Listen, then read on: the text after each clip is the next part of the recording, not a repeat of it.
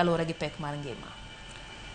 Mano to koro nyaka wuo gi customer maber ka ng'eni customer mondo bi iri na dhi iri Tobias samoro oseneno lweti somewhere, oseneno lweti kamoro, oseneno lweti samoro moneno ka gima niloso cha berne kato gi yie gi ng'ato, amini ng'ato ng'eni nitie ng'at ma owacho ni ka ng'ane okoloso na gini to gini afadhali obedi.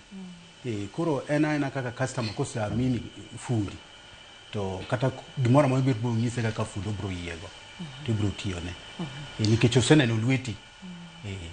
Ang'o mang' miyo ja nyiewo many mana Tobias wacho ni nitie Embakasi? Tobias, an Embakasi. Embakasi kacha ang'o manyo na Tobias? Ang'o ma miyo i stand out kaka fundi?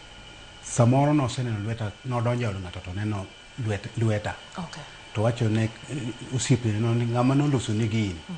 Koro mano be attract wa kaka fundi. Noseneno gimoro e od ng'ato to wacho na dwaro fundi manoloso ne ng'ani. Dorothy, chal ni nyinge michiemo